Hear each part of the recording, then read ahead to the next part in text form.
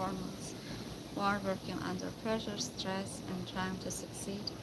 And we will be discussing what's happening in their brain on neuroscientific level and which strategies they can apply if they want to better support themselves, their mental well-being. And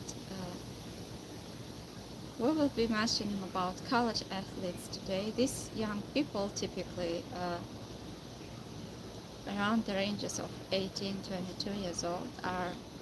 always trying to manage a lot of responsibilities and developmental demands of early adulthood, academic pressure of university education, and performance demands of elite sport. And in 2021, in NCAA landscape was transformed by NIL, name, image, and likeness legislation, adding financial and brand management pressures to already extraordinary stress and load that college students were experiencing. And the mental health data from this population is concerning, and increasingly sports psychologists and clinical researchers are taking it seriously. The NCAA student athlete well-being study found that about 35% of college athletes report experiencing significant levels of anxiety and depression, and this is mainly caused by demands, environmental pressures, and female athletes recorded even higher rates of anxiety and depression than male athletes. And contributing factors are well documented. One of them is academic performance pressure under time constraints, trying to do a lot of work in a short period of time. And another factor of stress might be injury, identity crisis of athletic retirement, social isolation that is produced by time demands of training,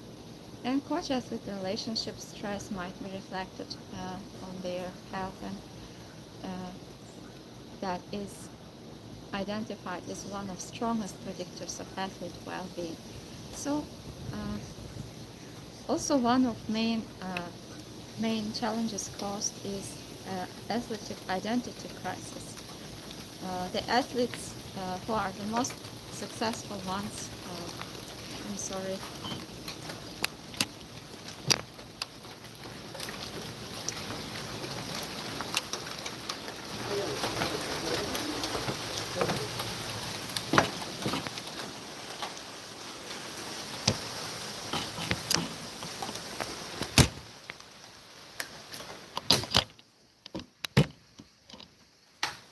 so the most successful athletes are actually ones who are experiencing a lot of choking because athletes who are able to know a lot about their profession, who have a lot of expertise, are more checking their own skills because of this a lot of knowledge that they are experiencing. And if during normal performance, the performance flow naturally and skills are used on an automatized level, while trying to perform under pressure or when there are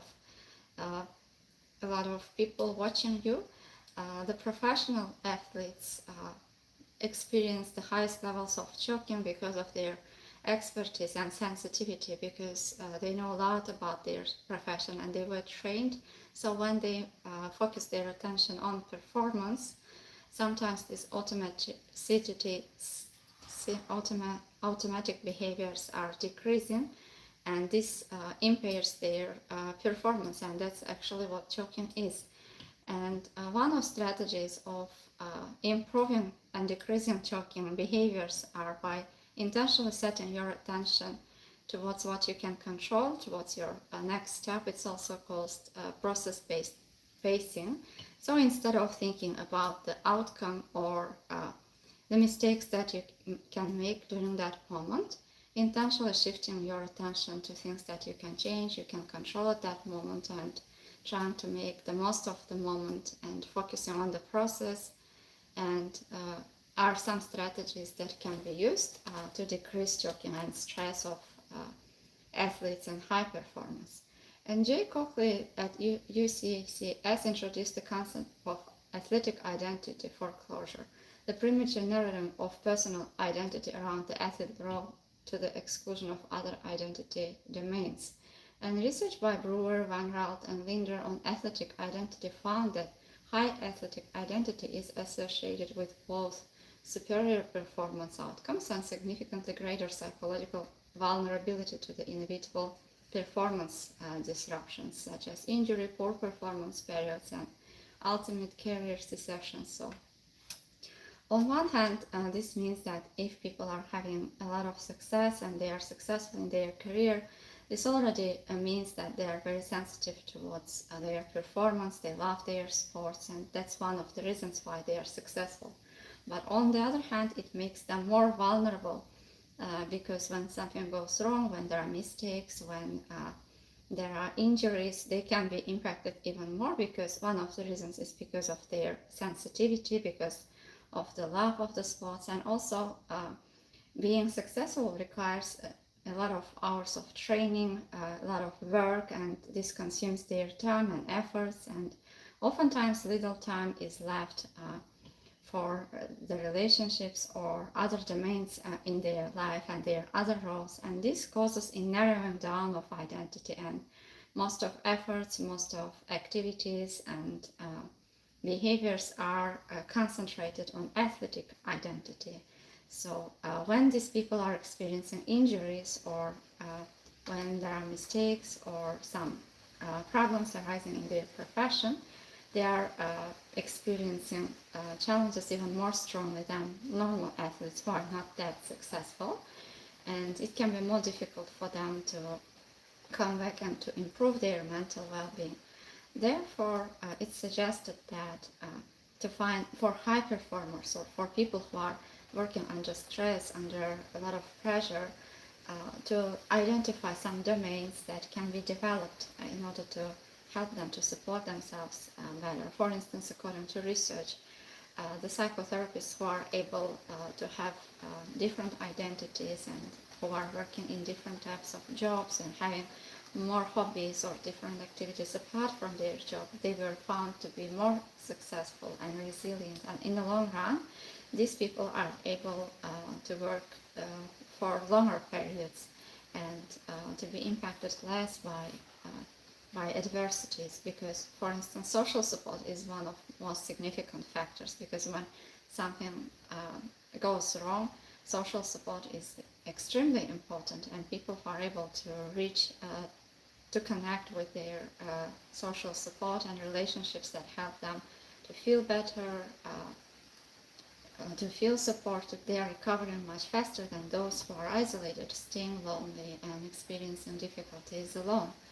And there are also a lot of different factors that are contributing to stress and mental challenges of athletes and high achievers. One of them are financial factors. They believe that if they will succeed, like their financial situation might be dependent on it. And for certain people, losing would mean also a financial crash, financial challenges, and also other people's expectations, and feeling worried that they would make their coaches upset is another factor, or relationship difficulties with coaches or managers can be another stressor, and there can be health concerns, and so all of this is contributing. Social media, for instance, critics and arguments, maybe other people's opinion, or constantly exposing yourself to high demands and expectations can be also frustrating. So when people are coming to psychotherapy, or when they are requiring help, we are trying to understand what are their stuck points and what's contributing to it, which biological, genetical, social, relational factors are in play. And in order to help the person, we want to ask them what's their goal, what they would like to experience instead, how they would like to cope with the challenges, and becoming aware that we cannot control all the factors that are causing them to feel stressed, but trying to find slight fields where they can take small steps and change their, take small steps and contribute to change is one of strategies and factors that can be applied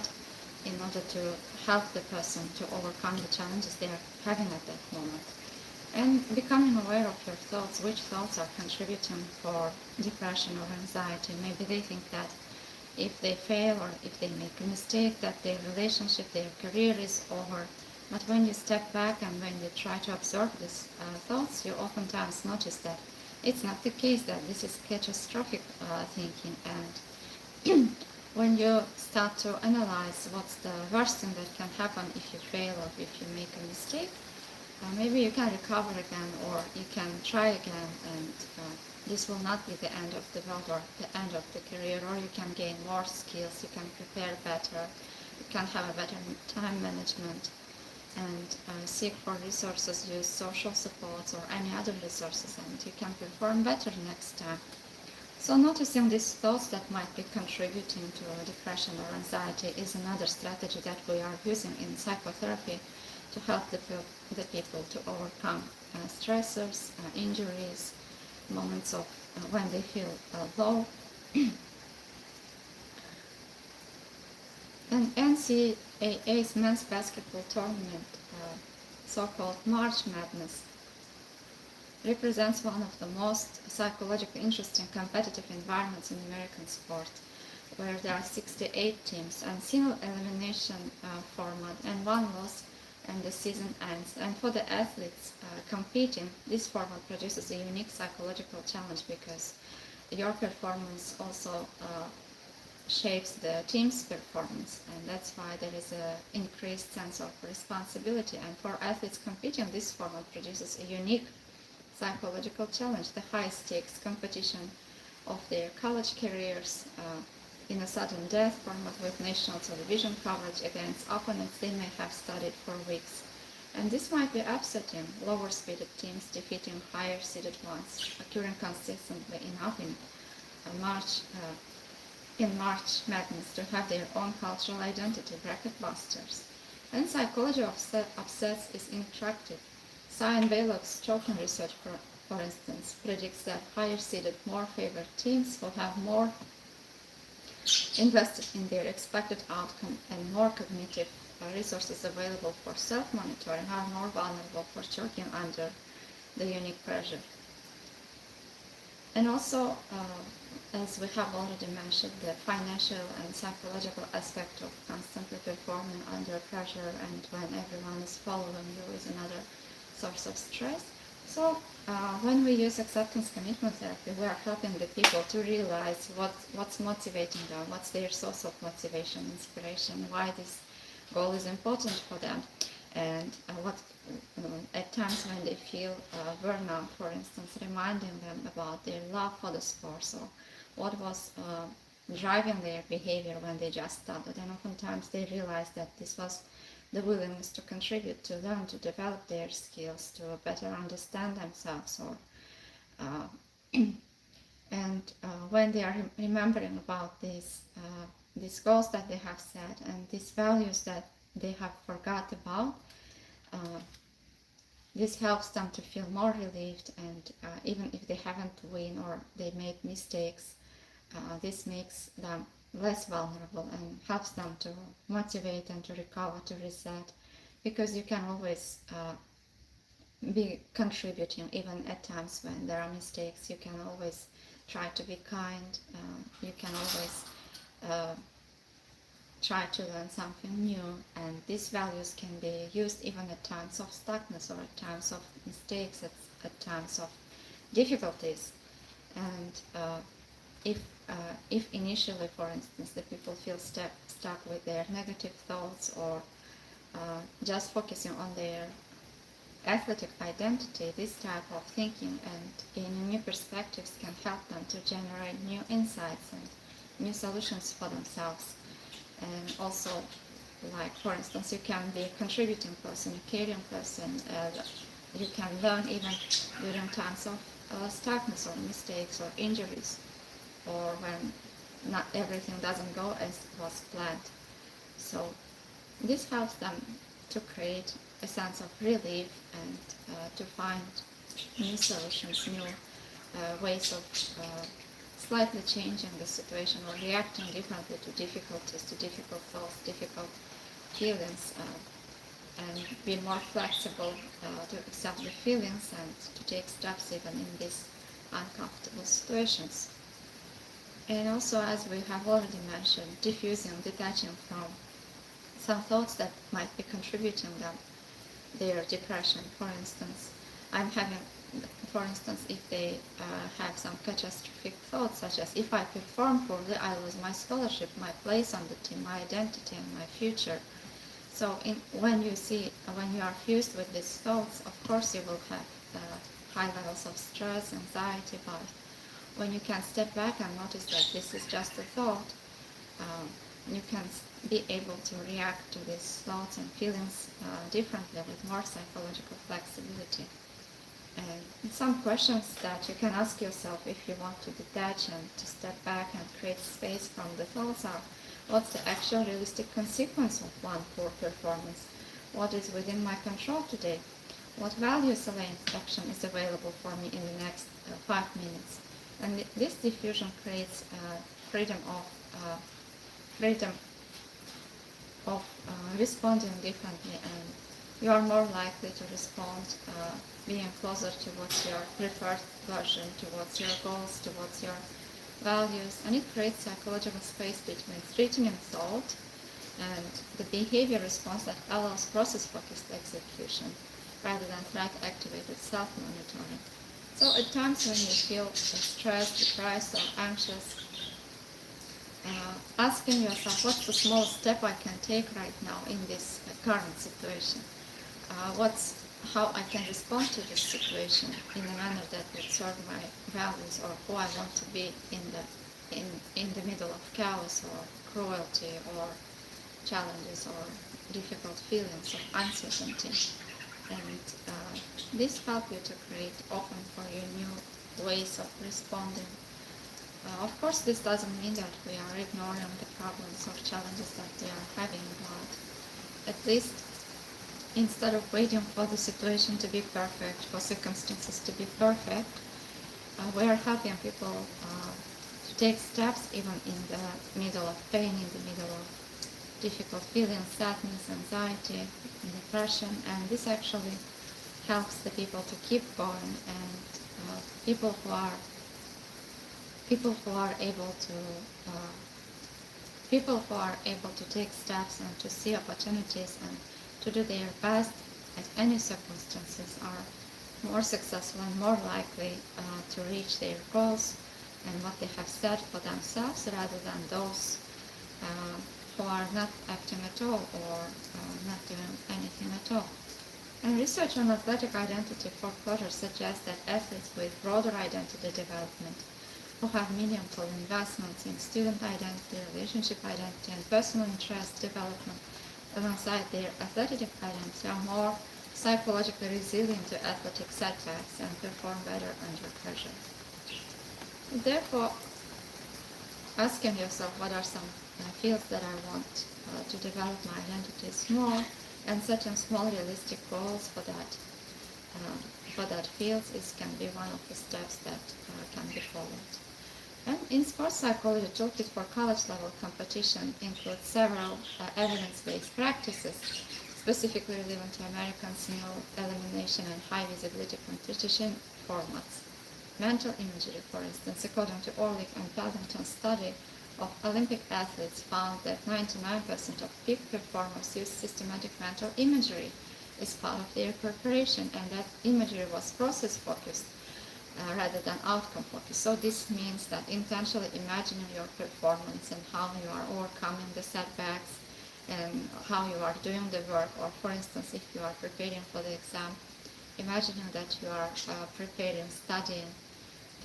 and focusing more on the process, on what you can do right now, step by step, rather than just dreaming about the outcome, was found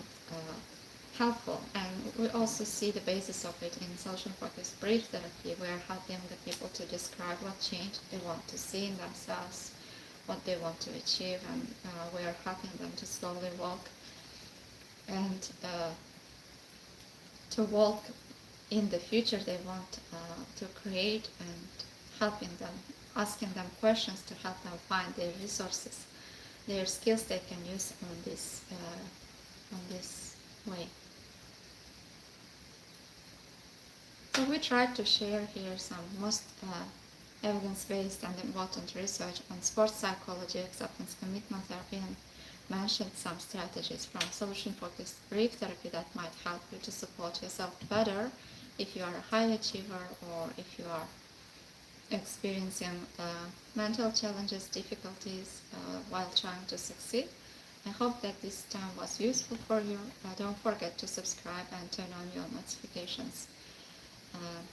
And don't forget to share these videos with people who might benefit from it. Take good care of yourself and see you in the next videos again.